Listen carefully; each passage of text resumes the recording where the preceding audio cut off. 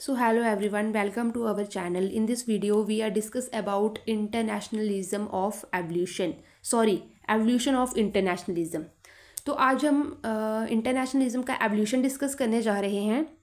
तो जब हम इंटरनेशनलिज्म की एवोल्यूशन की बात करते हैं, ठीक है, जब हम इंटरनेशनलिज्म के एवोल्यूशन की बात करते हैं तो हम देखते हैं कि इंटरनेशनलिज्म का हिस्टोरिकल बैकग्राउंड क्या है, कैसे इसकी शुरुआत हुई। इंटरनेशनलिज्म मीन्स कि कहाँ से शुरुआत हुई इसकी इंटरनेशनलिज्म में।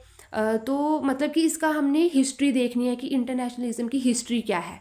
तो जब हम इंटरनेशनलिज्म के एवोल्यूशन की बात करते हैं तो हमें देखने को मिलता है कि हमारे जो इंडियन वेदास हैं और जो उपनिषद्स हैं उसके अंदर हमें एक कंसेप्ट मिलता है दैट इज वासुदेवा कुटुंबकम। ये कंसेप्ट हमें इसमें देखने को मिलता है, किसमें, एवोल्यूशन ऑफ इंटरनेशनलिज्म में। तो हम इसके ऊपर ही पूरी चर्चा करेंगे कि ये जो वासुदेवा कुटुंबकम है इसका हमें इसमें जिक्र मिला है, ये एशियंट इंडियन टेक्स्ट में हमें इसका जिक्र मिला है। और जो मैंने आपको वेदास एंड उपनिषद्स की बात की, तो आप तो जानते ही होंगे कि वेदास क्या होते हैं। जब हम वेदास की बात करते हैं तो हमारे माइंड में आता है कि हमारे 4 वेदास हैं, ऋग्वेदा, यजुर्वेदा, सामवेदा एंड अथर्ववेदा। तो वेदास के बारे में तो आपने पढ़ा होगा, ये हम क्लास 6 से पढ़ते आ रहे हैं। उसके बाद जो उपनिषद्स होते हैं ये क्या होते हैं, ये फिलॉसफी होती है वेदास की, ये फिलॉसफिकल पार्ट होता है वेदास का। मतलब कि वेदास की जो इसमें उपनिषद्स में फिलॉसफी लिखी होती है वेदास की, ठीक है। और ये जो वासुदेवा कुटुंबकम है इसका क्या मतलब होता है, इसका जो मतलब होता है, इसका मतलब होता है कि अगर हम इसको इंग्लिश में देखें तो वासुदेवा कुटुंबकम का मतलब होता है all whole world in one family, कि पूरी दुनिया एक घर है, एक फैमिली है और एक विलेज है। इसका मतलब ये होता है। ये एक बहुत अच्छी जो चीज़ है, अभी हमने इसका जिक्र किया, तो इसके बाद अब हम इसकी बात करेंगे। ये इसका ओवरऑल कंसेप्ट है एवोल्यूशन का। मैं इसका पूरा आपको निचोड़ समझाऊंगी, आप इसके नोट्स खुद बना लेना। मैंने लाइन टू लाइन आपको नहीं समझाना है, मैंने सिर्फ इसका जो ओवरऑल निचोड़ है, इसमें कौन कौन से फिलोसफर ने, कौन कौन से राइटर ने, कौन कौन से स्कॉलर ने क्या बात की है, हम उसके बारे में इसमें डिस्कस करेंगे। तो सबसे पहले हम किसके बारे में डिस्कस करेंगे, यहाँ पे हम डिस्कस करेंगे यहाँ पे सबसे पहले रूसो का कंसेप्ट।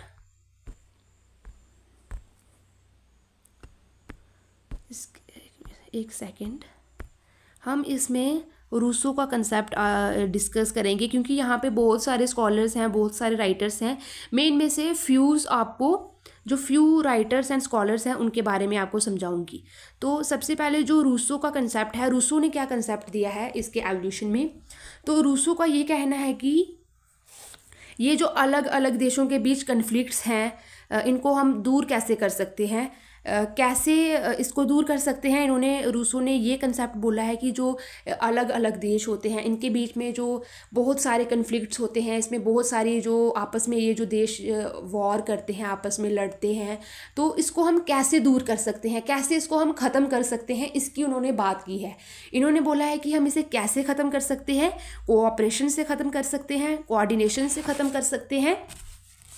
और इन्होंने रूसो ने कंसेप्ट दिया है एक इंटरनेशनलिज्म में, और रूसो ने फेडरल यूरोप की बात की है। इन्होंने फेडरल यूरोप का कंसेप्ट दिया था कि सारे देश जो हैं वो फेडरल सिस्टम को अपनाएं। फेडरल का मतलब होता है कि पावर को डिस्ट्रीब्यूट करना। तो इन्होंने पावर को डिस्ट्रीब्यूट करने की बात की है। इन्होंने फेडरल यूरोप का जो कंसेप्ट था इन्होंने दिया था। तो इन्होंने उस कंसेप्ट में यही बोला था कि जो सारे के सारे देश हैं वो आपस में कन्फ्लिक्ट करते रहते हैं, आपस में लड़ते रहते हैं, तो इस चीज़ को हम कैसे ख़त्म करें उसकी इन्होंने यहाँ पे इंटरनेशनलिज्म में बात की थी। उसके बाद अगर हम बात करें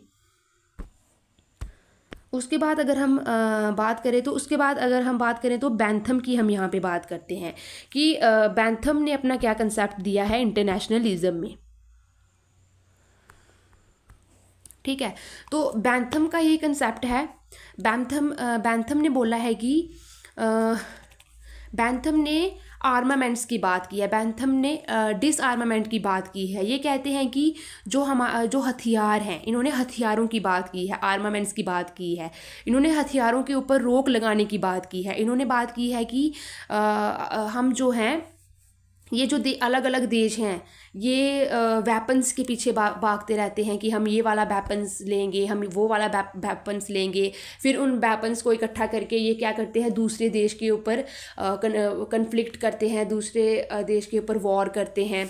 तो ये अलग अलग न्यूक्लियर बॉम्ब बनाने की रेस करते हैं एक दूसरे के साथ। तो इन्होंने इन चीज़ों के ऊपर रोक लगाने की बात की है बैंथम ने। तो ओवरऑल जो इस एवोल्यूशन का कंसेप्ट है, इसमें अलग अलग जो स्कॉलर्स हैं, अलग अलग जो इसमें थिंकर्स हैं, अलग अलग जो राइटर्स हैं, उन्होंने इसमें अलग अलग चीज़ों के ऊपर रोक लगाने की बात की है, अलग अलग अपना जो है इन्होंने कंसेप्ट दिया है। तो ओवरऑल एवोल्यूशन का यही इसका मैंने आपको पूरा निचोड़ बता दिया है कि इसमें पूरा का पूरा इसका क्या कंसेप्ट है। तो आज का हमारा एवोल्यूशन का टॉपिक यही था। तो आप इसका स्क्रीनशॉट ले सकते हैं। ये मैंने आपको फुल नोट्स प्रोवाइड किए हैं इंटरनेशनलिज्म के एवोल्यूशन के, ठीक है। तो आज का हमारा यही टॉपिक था, इंटरनेशनलिज्म का जो एवोल्यूशन है। So thank you.